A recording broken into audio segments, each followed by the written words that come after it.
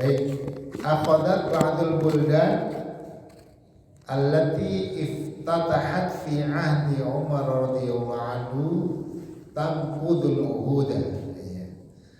Jadi sebagian negeri yang dulu difutuhkan, ditaklukkan pada masa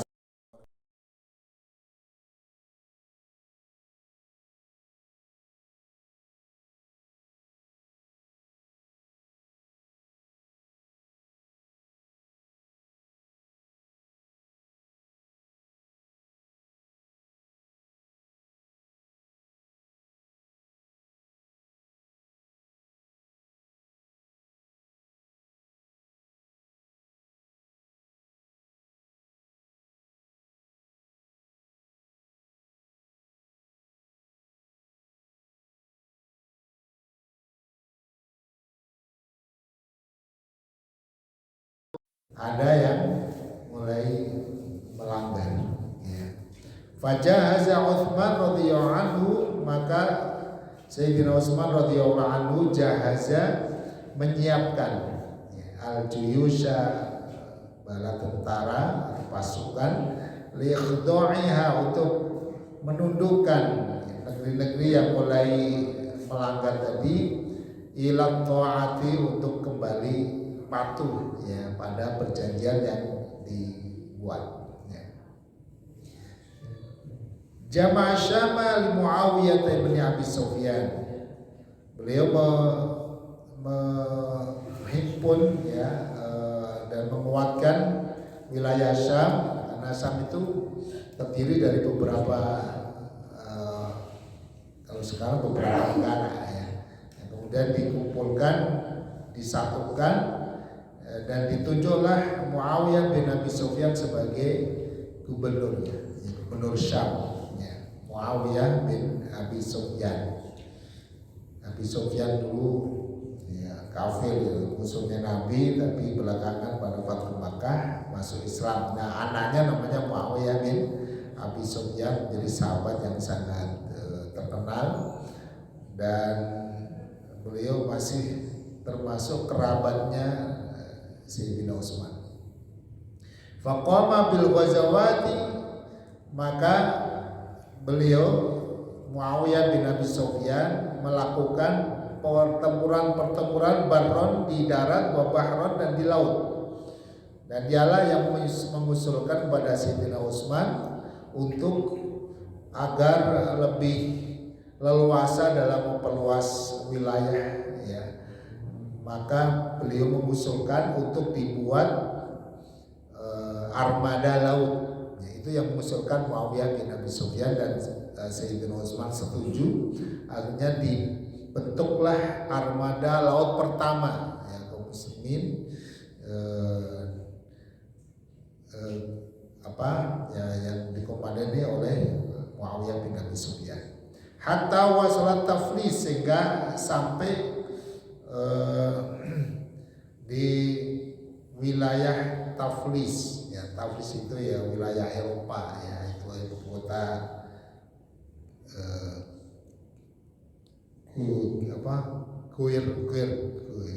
apa namanya? Georgia.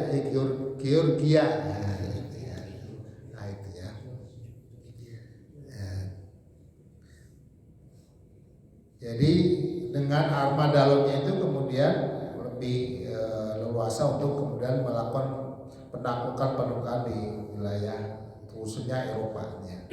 Iftataha Abdullah bin Abi Sarh Ifriqiya. Kemudian di daerah Afrika, Utsman bin Affan mengutus Abdullah bin Abi Sarh. Ini saudara sepersusuan Utsman bin Affan. Kullaha, semuanya kemudian ditaklukkan oleh pasukan kaum muslimin yang dipimpin oleh Abdullah bin Abi Sarh. Fa'azala Utsman radhiyallahu anhu Amr bin al-As wali Misr.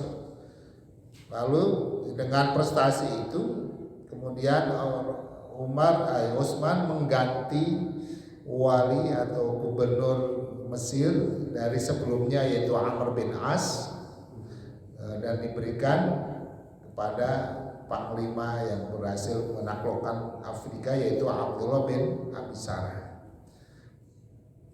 Wa ayyana Abdullah bin Abi Sarh badalahu, dan menentukan atau menunjuk Abdullah bin Abi Sarh sebagai pengganti dari Amr bin As, ya. Amr bin As yang mengangkat Umar bin Khattab, ya.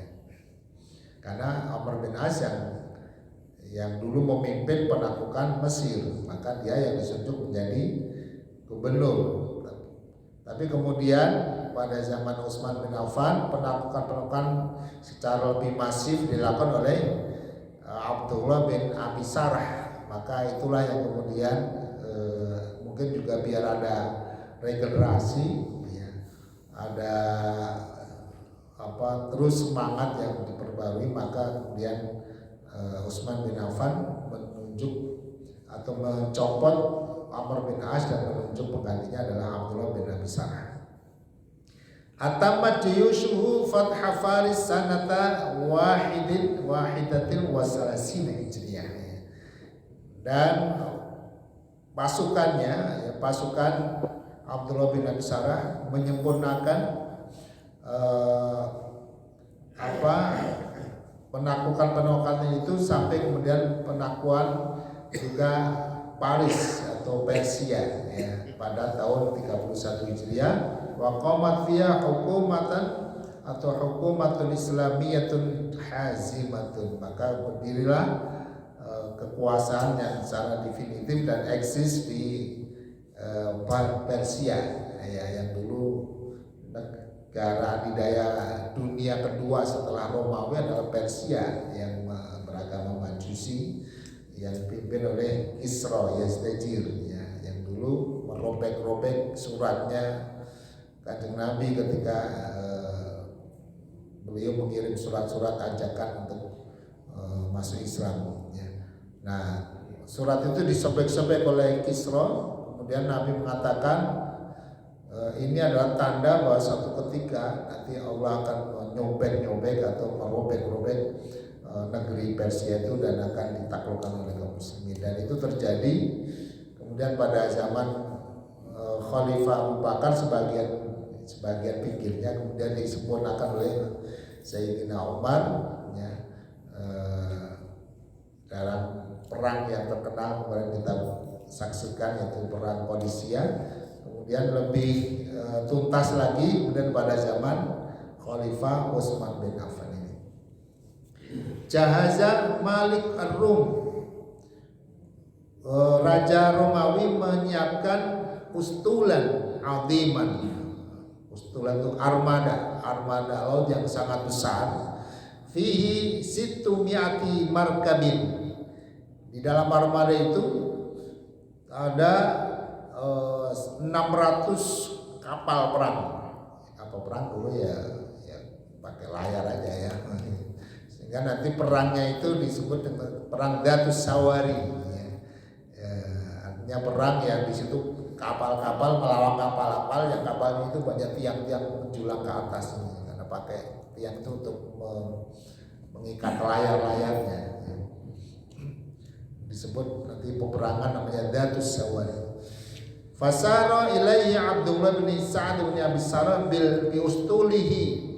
Maka karena Romawi menyiapkan armada laut yang sangat besar yang terdiri 600 kapal perangnya, maka segera disambut, ya, dikirimlah untuk menghadapi armada itu, armada dari Abdullah bin Sa'ad. Wa kharaja Muawiyah min asy-Syam bi ustulihi, dan dari Syam kalau sekarang ya Syam itu beberapa negara. Kalau sekarang itu ada Lebanon, ada Palestina, ada Syria, ya, ada, itu dulu Syam.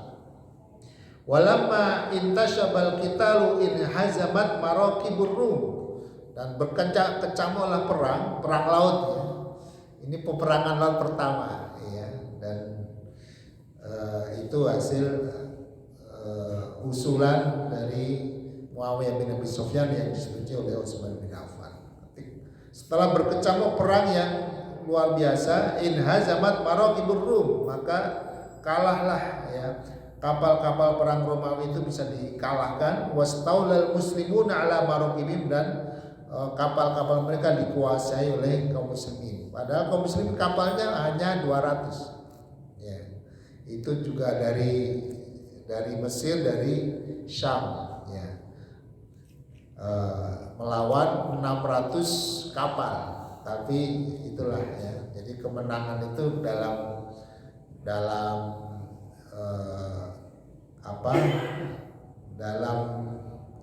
konsep ya perjuangan atau dalam keyakinan ya umat Islam itu bukan ditentukan oleh banyak sedikitnya pasukan ya, walaupun itu menjadi pertimbangan ya, tapi yang menjadi keyakinan bagi pasukan kaum muslimin bahwa kemenangan itu adalah datang dari Allah Subhanahu wa taala ya. Jadi walaupun musuhnya itu banyak ya, tapi kaum muslimin merasa kuat karena bersama Allah Subhanahu wa taala ya.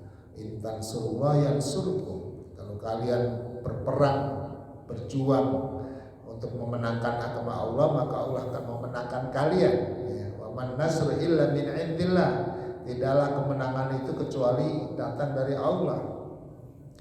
Maka dalam sejarah pertempuran dari apa yang dilakukan oleh Nabi, dari perang pertama, perang Badar, perang Uhud, perang Khandaq, perang Khaybar, perang Tabuk dan seterusnya, itu selalu jumlah kaum muslimin lebih sedikit ya, tapi selalu menang ya. Perang Badar menang, perang Uhud juga menang awalnya ya, tapi kemudian memang Allah mungkin ingin memberikan pelajaran ketika pasukan pemanah yang diletakkan di atas bukit Uhud itu kemudian melanggar ya apa yang diamanahkan oleh Nabi, sehingga itu menjadi penyebab kekalahan. Kemudian perang Khaybar, perang Ahzab menang ya, perang Khaybar menang ya, perang Tabuk ya menang karena musuhnya kabur juga sebelum ada pertempurannya.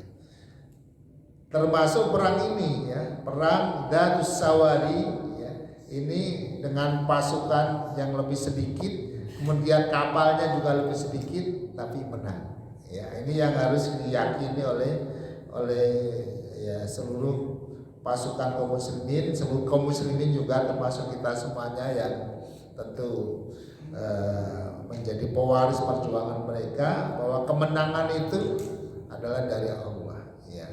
Nah, kalau kita berjuang dengan sungguh-sungguh walaupun sedikit, insya Allah Allah memberikan kemenangan ya. Wa asbahat daulatu Utsman daulatan bahriyatan, dan jadilah ya negara yang dipimpin oleh Utsman itu menjadi negara yang menguasai wilayah laut juga ya, daulah bahriyah. Bima ghanimahul muslimun min maraqibir rum ya, karena waktu itu kaum muslimin mendapatkan ya kapal-kapal ya, rampasan kapal-kapal perang dari orang Romawi yang jumlahnya cukup besar ya, sehingga itu memperkuat armada laut kaum muslimin ya.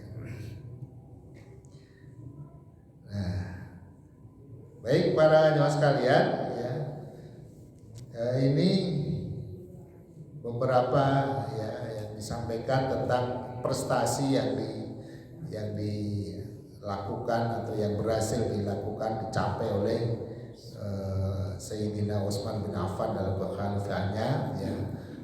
Beliau khalifah ya, termasuk khalifah yang paling lama memimpin ya, sekitar nanti 12 tahun, walaupun di tahun-tahun terakhir itu tidak efektif karena beliau harus menghadapi banyak fitnah ya, yang kemudian membawa kepada kewafatannya ya. Jadi fitnah yang luar biasa karena ada intervensi dan ada provokator ya oleh orang Yahudi yang kemudian menyulut amarah dari sebagian kaum muslimin yang terfitnah, yang kemudian membenci Utsman, dan akhirnya Utsman terbunuh ya. Nah, di samping prestasi beliau dalam memperluas wilayah negara Islam, ya, beliau juga melakukan hal-hal yang sangat fenomenal, ya, sangat melegenda, sangat bermanfaat bagi kehidupan umat Islam sampai sekarang, ya. Di antaranya adalah beliau membukukan Al-Quran, ya, yang dulu diimpun pertama kali oleh Abu Bakar, tapi waktu itu masih berupa lembaran yang macam-macam, ya. Kemudian karena semakin luasnya kekuasaan wilayah yang dipimpin oleh Sayyidina Utsman, terjadi beberapa perbedaan, ya, dalam membaca Al-Quran, ya. Memang waktu turun juga berbeda, ya, tapi kemudian karena wilayah yang jauh, kemudian terjadi perbedaan dan saling mengklaim bahwa dirinya paling benar, ya. Sehingga itu kemudian dilaporkan oleh Hudzaifah bin Yaman, bisa menyulut terjadinya konflik, ya. Maka kemudian Sayyidina Utsman mengadakan rapat dan memutuskan untuk mengkodifikasi Al-Quran, ya, dan menetapkan dengan satu bacaan, ya, yaitu bacaan dengan logat Quraisy, ya. Maka ditulislah, ya, ayat-ayat Al-Quran dari berbagai lembar-lembaran yang sebelumnya dikumpulkan oleh Abu Bakar, ditulis di kertas. Itu yang pertama kali Al-Quran ditulis kertas, tulis tangan, ya, dan menjadi 6 buku, ya. Ada yang dikirim ke Basra, ada yang ke Kufah, ya. Nah, salah satunya disimpan di Madinah, ya. Itulah yang kemudian disebut dengan Mushaf Al-Imam, atau juga disebut dengan Mushaf Utsmani, ya. Nah, mushaf itulah yang kemudian menjadi standar penulisan Al-Quran hingga sekarang ini, sehingga disebut mushaf kita itu namanya Mushaf Utsmani, ya. Kemudian beliau juga melakukan renovasi terhadap Masjidil Haram, ya. Kemudian beliau beli beberapa tanah-tanah sekitar masjid, kemudian diperluas, kemudian juga Masjid Nabawi, ya. Dan beliau juga lainnya prestasinya lagi,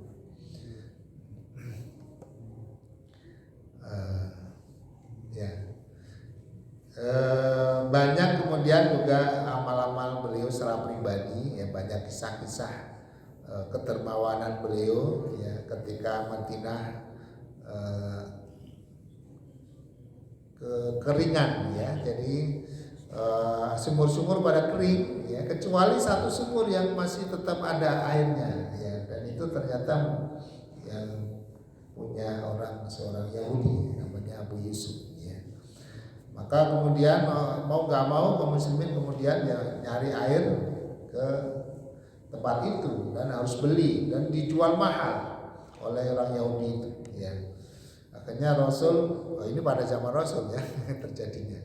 Rasul mengambil para sahabat, siapa di antara kalian yang mau sanggup, ya, membeli sumur itu, ya, maka Allah akan menyiapkan, ya, surga yang mengalir di bawahnya sungai. Ya, maka kemudian Utsman membelinya, ya, walaupun waktu itu yang dijual hanya separuh, ya, separuh sumur. Ya udah, separuh sumur tapi harganya satu sumur, ya, melebihi satu sumur, yaitu 12.000 dirham, ya. Akhirnya dibeli juga, ya. Tapi ternyata memang Utsman cerdas, ya, dibelinya separuh, ya, besoknya. Jadi separuh itu hari ini milik Utsman, besoknya Yahudi, ya. Jadi Yahudi itu merasa beruntung karena dia tetap bisa jualan air, ya. Tapi Utsman kemudian menggratiskan bagiannya. Pada hari bagiannya semua kaum muslimin diminta ngambil air, ya, stok air, ya, ngambil air. Besoknya nggak ada yang datang. Pas bagian Yahudinya bingung kok nggak ada yang datang, diobral murah nggak ada yang mau ya. Akhirnya dijual juga semuanya, dan sumur itu masih ada sampai sekarang ya. Biru namanya biru rumah ya, sumur rumah ya. Kemudian juga ketika paceklik ya di Madinah, Utsman kemudian berbelanja sembako ke Syam ya, sebanyak 1.000 onta ya, 1.000 onta itu ditawar oleh pedagang lokal dengan harga berlipat-lipat, tapi tidak dikasih sama Utsman ya. Akhirnya ya terjadi dialog ya, kata Utsman, siapa di antara kalian yang mau ya, kan mereka menawar 2 kali lipat, 3 kali lipat, 4 kali lipat gitu ya dari harga jualnya, harga belinya. Siapa yang mau 700 kali lipat? Oh gila kamu. Memang ada orang yang membeli 700 kali lipat, ada ya. Siapa ya? Allah SWT. Akhirnya semuanya digratiskan dan dibagi-bagi kepada kaum muslimin di Madinah ya. Baik para jemaah sekalian, mungkin ini ya kajian kita tentang Sayyidina Utsman. Tentu kita mengambil pelajaran yang luar biasa di usia yang beliau sudah sepuh, tapi dalam kepemimpinannya luar biasa ya, sangat banyak prestasi-prestasi yang beliau dapatkan. Dan di samping itu beliau juga seseorang yang sangat mulia akhlaknya, walaupun kaya ya, penguasa, beliau senantiasa membaca Al-Quran ya. Jadi tidak pernah terlepas dari Al-Quran, setiap waktunya beliau senantiasa membaca Al-Quran. Semoga menginspirasi dan kita semuanya mudah-mudahan termasuk orang-orang yang mencintai para sahabat Nabi, termasuk Sayyidina Utsman bin Affan ya, luar biasa, yang mempersembahkan seluruh kehidupannya untuk Allah Subhanahu wa taala, untuk meninggikan dan menjajakan agamanya. Semoga kita bisa menirunya ya, meneladani orang-orang yang hebat seperti beliau ya. Amin ya rabbal alamin. Alhamdulillahirabbil alamin. Subhanakallahumma wa bihamdika asyhadu an la ilaha illa anta astaghfiruka wa atubu ilaik. Wassalamu alaikum warahmatullahi wabarakatuh.